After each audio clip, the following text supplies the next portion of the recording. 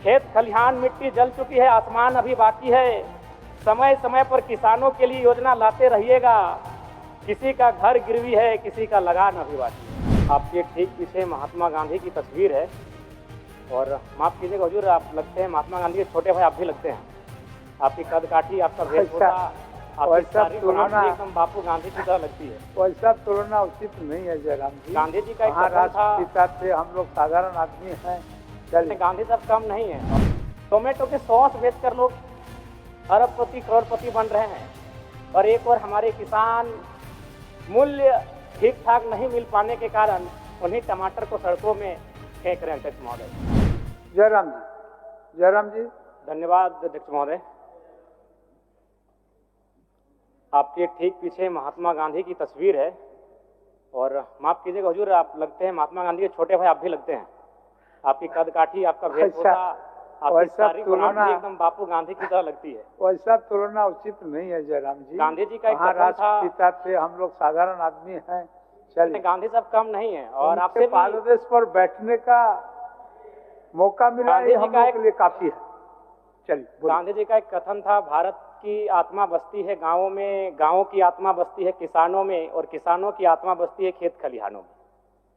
महोदय, कृषि पशुपालन सहकारिता के मद में 4,587 करोड़ का जो बजट निसंदेह सराहनीय है। सरकार के दावे मजबूत हैं और बजट भी लाजवाब है, लेकिन सच्चाई भी यही है अध्यक्ष महोदय कि झारखंड राज्य में 4,402 पंचायत हैं। एक भी पंचायत पूर्ण रूपेण कृषि पर निर्भर नहीं है। मैं आपके माध्यम से विभागीय मंत्री महोदया से आग्रह करूंगा कि एक पंचायत का उदाहरण प्रस्तुत कीजिएगा वित्तीय बजट वर्ष में। एक पंचायत, 4,402 पंचायत में आप एक पंचायत को चुनौती के रूप में स्वीकार कीजिए और उसे पूर्ण रूपेण कृषि पर निर्भर बनाइए। मैं यह मंत्री महोदया से आग्रह करता हूं। अध्यक्ष महोदय, निसंदेह आज इस राज्य की समस्या बेरोजगारी है, आज इस राज्य की समस्या पलायन प्रवास है और इन सारी समस्याओं का निदान है कृषि। यदि हम कृषि को उन्नत करने में सक्षम रहते हैं अध्यक्ष महोदय, तो निसंदेह इन सारी समस्याओं का समाधान होगा और वो तभी सक्षम होगा क्योंकि इस देश के पूर्व प्रधानमंत्री राजीव गांधी कहते थे कि दिल्ली से भेजा हुआ 1 रुपए गांव आते आते 10 पैसे बचता था। तो ठीक उसी प्रकार इस बजट में पारित कृषि के लिए 4,587 करोड़ का जो बजट है, अगर यह गांव सही सलामत पहुंच जाएगा अध्यक्ष महोदय, तो मैं कह सकता हूं ये सरकार के लिए बहुत बड़ी उपलब्धि होगी। अध्यक्ष महोदय, धान की खरीदारी तय समय अवधि में सीधे सरकार तय एमएसपी के साथ करना सुनिश्चित करे। सभी लैम्स और पैक्स इसके खरीदारी में जानबूझकर देरी करते हैं। देरी करने के कारण क्या होता है कि किसान मजबूरन अपना जो धान है वो बिचौलियों को उन्हें बेचना पड़ता है। ये गांव की सच्चाई है अध्यक्ष महोदय। इसलिए यदि सही समय पर धान को खरीदा जाए और धान का न्यूनतम दर निर्धारित किया जाए जो कि बाजार, तो हमें लगता है कि किसानों को आत्मनिर्भर होने का एक अवसर मिलेगा अध्यक्ष महोदय। अध्यक्ष महोदय, 30 मीट्रिक टन क्षमता वाले 107 कोल्ड स्टोरेज का निर्माण झारखंड में हुआ है, लेकिन इसका संचालन ठीक से नहीं हो पा रहा है। इसका मुख्य कारण है बिजली कनेक्शन में। झारखंड के जो पैक्स हैं वो सक्षम नहीं है और मेरे हिसाब से यंत्र का जो बोझ होगा वो किसानों पर अतिरिक्त होगा। इसीलिए मैं विभागीय मंत्री महोदय से आग्रह करूंगा कि इसे सोलर में कन्वर्ट करने का प्रयास किया जाए। दूसरी बात अध्यक्ष महोदय, झारखंड में बड़े स्तर पर आईसीडीपी के माध्यम से गोदाम निर्माण किया जा रहा है जिसका क्वालिटी बिल्कुल निम्न स्तर का है और पैक्स अध्यक्ष को गोदाम एस्टीमेट दिए बिना कॉन्ट्रैक्टर मनमाने ढंग से कार्य कर रहा है। और जानकारी के लिए आईसीडीपी सेंट्रल गवर्नमेंट द्वारा 1 अप्रैल 2021 को बंद कर दिया गया है, तो फिर ये झारखंड में काम कैसे कर रहा है अध्यक्ष महोदय, इसकी जानकारी को स्पष्ट करेंगे। अध्यक्ष महोदय, झारखंड माटी के लाल पद्मश्री सिमोन ओरांव जी, जिन्होंने छोटी छोटी नहरों को मिलाकर 3 बांध बनाए थे, आज इन्हीं बांधों से करीब 5,000 फीट लंबी नहर निकालकर खेतों तक पानी पहुंचाया जा रहा है। बिना आर्थिक संसाधन के, बिना सरकारी सहायता के एक गांव का आम व्यक्ति अपनी इच्छा शक्ति से वह करके दिखला सकता है जो सरकार करने में सक्षम है। तो आवश्यकता है सरकार को अपनी इच्छा शक्ति को मजबूत करने की। अध्यक्ष महोदय, एक और जहां टोमेटो के सॉस बेचकर लोग अरबपति करोड़पति बन रहे हैं और एक और हमारे किसान मूल्य ठीक ठाक नहीं मिल पाने के कारण उन्हीं टमाटर को सड़कों में फेंक रहे हैं अध्यक्ष महोदय।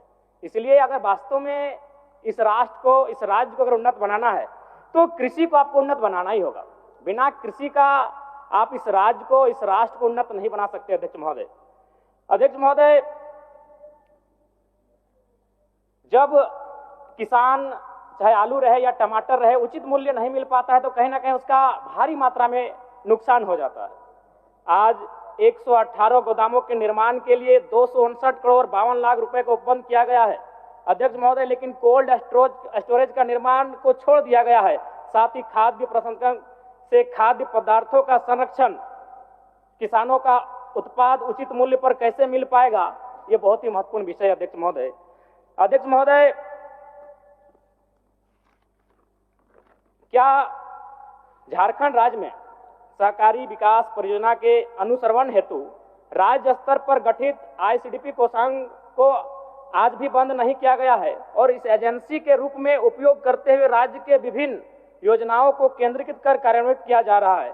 तो महोदय, मेरा मानना है और मेरा तर्क यही है कि निसंदेह कृषि एक ऐसा क्षेत्र है जहां से इस राष्ट्र को, इस राज्य को हम एक नई गति दे सकते हैं।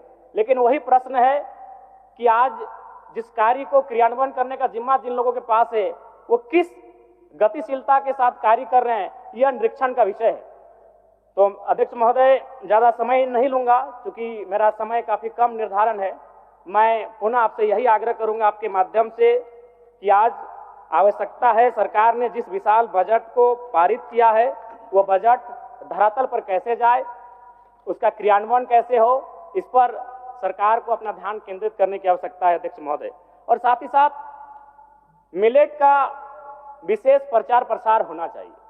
मिलेट यानी ऐसे अनाज जिसमें हम धान और गेहूं के अलावे, और मिलेट से हमें लगता है कि बहुत सारे फायदे भी हैं और आशा करते हैं इस दिशा में, चूंकि पढ़ी लिखी मंत्री महोदया काफी काबिल हैं, इस दिशा में वो बेहतरीन प्रयास करेंगी।